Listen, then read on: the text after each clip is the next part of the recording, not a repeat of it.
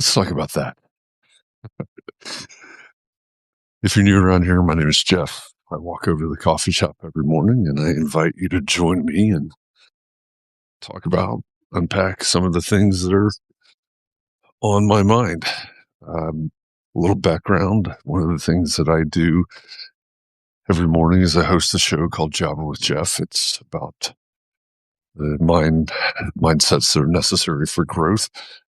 And many times these conversations are an extension of that show. What I talked about this morning on Java with Jeff were two back-to-back entries in the Daily Stoic, which is, I think the subtitle of the Daily Stoic is like 366 daily meditations based on Stoic philosophies or something like that.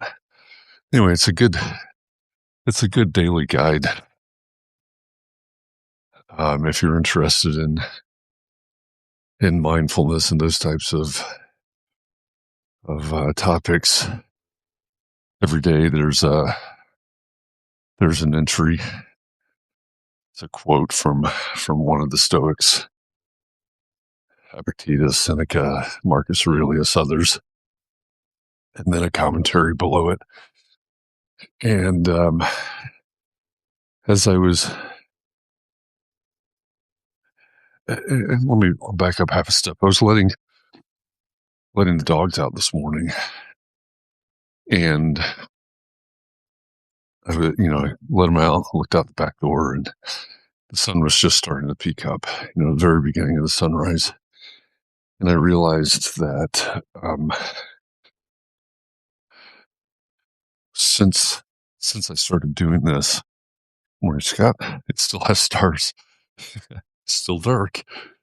You're still in Oregon, or you're back in California?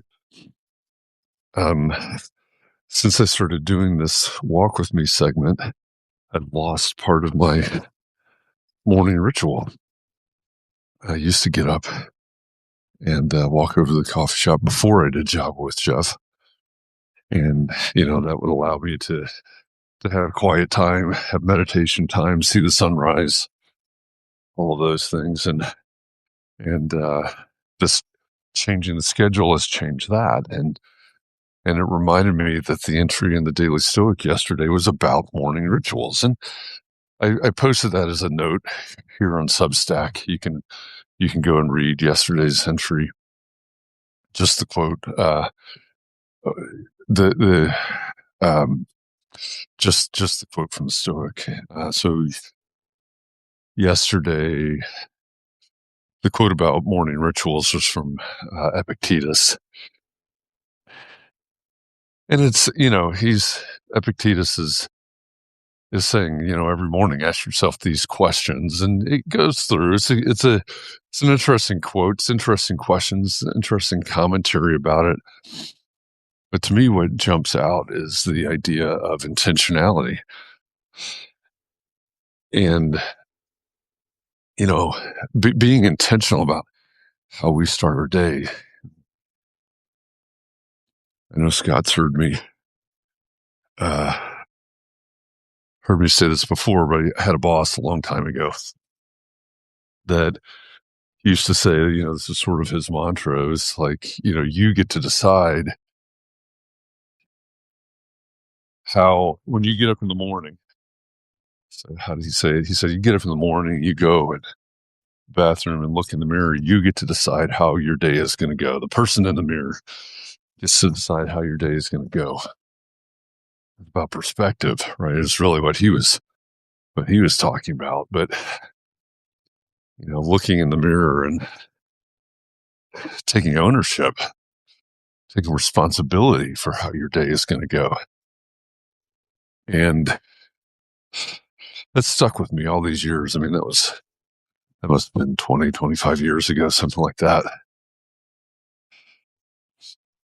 where I worked for him, and he talked about that as sort of his philosophy. But, that idea of ownership for how your day is going to go, I think is powerful as well. When we don't own it, when we're at the whims of social media, of the news, of whatever is happening, whatever we're bombarded with every morning, then we're not deciding. Right? We're not taking ownership. We're not acting with intentionality. We're not. I said this yesterday. I was walking over here to the coffee shop. I said this yesterday. Our job, our responsibility is letting go of the things that we can't control. All those things that you're worried about that you have no control over. Letting go of anything that may or may not happen that we have absolutely no way to affect the outcome. We need to let go of those things, stop giving them space. And then on the other side, actually taking ownership of the things that we can control, which really is is a very small list, right? Our actions, our emotions, our responses. And that's really it, right? As we live life, that's kind of our job.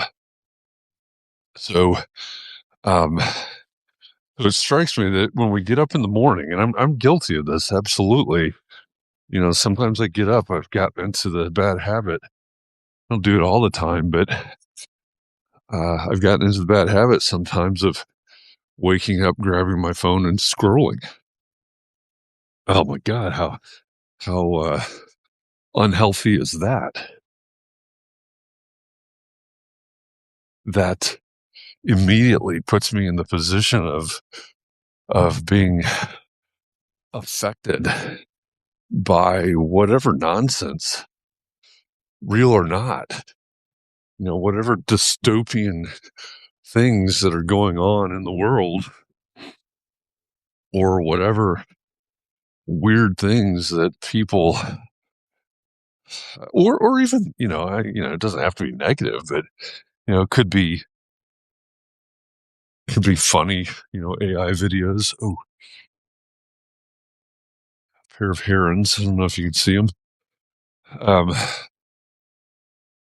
But whatever it is that's popping up in that feed as I scroll, right? That's what's immediately, sort of setting the tone, setting the course of my day, right? Losing control, letting go of control of the things that I could control, letting go, contrary, or maybe proving my old boss's point. Right? I'm deciding that whatever popped up in that feed is going to decide how my day is going to go. Am I going to scroll and be in a bad mood? Am I going to scroll and be in a good mood? Am I going to scroll and be worried about this, that, or the other, or mad about this, that, or, I think you probably know. And on the other hand, if we get up in the morning and, we jump right into being, well, back up half a step. Well, okay. We get up in the morning, we jump right into being bombarded with the kids and getting them ready for school, or, however that works, in your house. And, I remember those days. It's a long time ago now, but that stuff is real. But if that's what sets the tone for our day, what does that do? If we get up in the morning and we see the notifications about texts or emails or calls from clients or consultants, or, whatever that looks like for us, what does that do? Or, as an alternative, can we be intentional about waking up and being quiet, waking up and taking time for ourselves, waking up and doing morning pages from the artist way, or waking up and meditating, or waking up and taking a walk, or waking up and working out, or whatever it is that you need to set your day. So that idea of morning rituals, based on the quote from Epictetus, I think is important. And I'm taking it in a slightly different direction. I think to me, it doesn't matter what the ritual is. What matters is the intentionality. I'm going to control what I can control simply by being intentional. Simply by saying, this is it. This is what I do in the morning. And I'm going to hold that sacred, what I do in the morning. And I know there's plenty of pushback on that. There's plenty of people that will push back on that because they the kids or whatever. Yes. And, if the kids get up at 7 or 6 or whatever, can you get up 5 minutes earlier, right? We're not talking about, I talk about this all the time. Is what my friend Terry told me. We shouldn't strive to do heroic things. We should strive to do the small things that we can do over and over. We're not talking about a heroic, I don't think we'd ever call it that, but we're not talking about a heroic morning ritual. We're not talking about carving out 3 hours. And, maybe you are. I don't know. So maybe you want to go to the gym and get in a 2-hour workout first thing in the morning. But we don't have to. We could be talking about 5 minutes or 10 minutes. The morning pages is kind of famous. Again, it's from Julia Cameron's The Artist's Way, where basically, you take 3 pages and you just empty your brain into 3 pages every morning. You just stream of consciousness, write 3 pages in the morning before you get started with your day, right? I mean, that could be 5 minutes, 15 minutes, depending on how large your lettering is, how large or small the paper is. But we're just talking about being intentional about taking control of what you can control and taking control and setting your day. So little control, so much if you just grab the reins. Yeah, and grab the reins and hold on. Scott says, yeah, I mean, I think if we really were honest about our days, you look around and, what, this would probably be a good exercise. If you were able to record your time and your thoughts, let's say every day for the next week, which I guess would probably require like constant journaling, but like what did you spend your time thinking about? What did you spend your time worrying about? What did you spend your time working on? Basically, where did you apply your attention all day, every day for a week or something like that?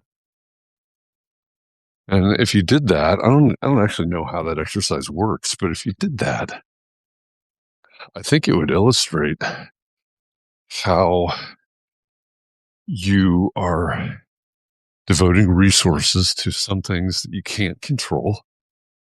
Right? Well, yeah, I was worried about whether or not this was going to blah, blah, blah, blah.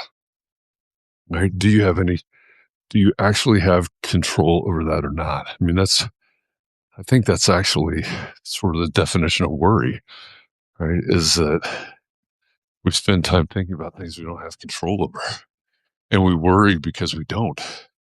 We're hoping for an outcome, and we don't have any control of over that outcome, so we worry about it. What would happen? And there is a Stoic quote about that. I think it is Marcus Aurelius. But what would happen if we let go of that control? If we let go of the expectations of outcomes that we don't have any control over, you gain more space, you gain more time. And then on the other side of that, to your point, Scott, I think we often let go of the reins. We let go of things that we can control. I realized that the other day, that I had basically just sort of, in a way, stepped away from something. Just even though it really should be up to me, it really is something that I should take the reins on. I should say, this is the way this is going to be, in a very 30,000-foot view way to say it, but I had sort of stepped away from it and sort of left it up to others, so to speak. And the result of that was basically it falling out of my control, right? And then eventually, even though I knew I could have decided, I let go of the control. It became out of my control, and then I worried about it, right? It becomes like this vicious cycle. So we need to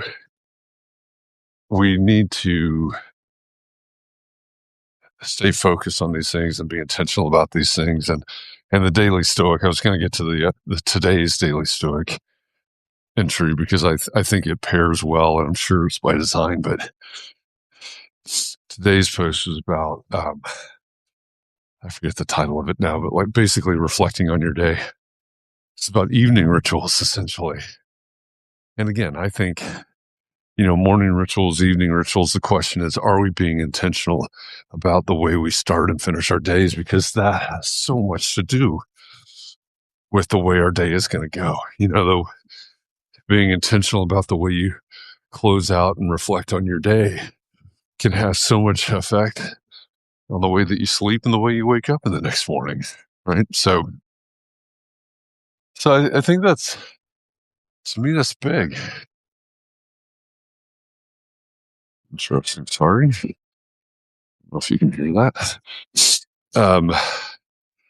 I think it's really important that we focus on intentionality. I said this right at the end of Java with Jeff this morning. None of the things that we think about, philosophy, faith traditions, etc., none of them exist or work, or however you want to say it, without intentionality. They're all eventually about intentionality. And I think there are a lot of us that are just walking around caught up in the spiral of good, bad, and otherwise that's happening around us, and we're not being intentional, and we're leaving it up to whatever. And I don't think that's a way for us to live and a way for us to grow. So Scott says I might fall from the saddle. Yeah, if you let go of the reins, you will. Keep your feet on the ground. All right, I made it to the coffee shop. It's 10 degrees colder than it was yesterday. I just found somebody's phone. Pretty wild. Latte. Okay, I'll get you a latte. Thanks for walking with me. And see you tomorrow. Thanks, Scott. Enjoy Oregon.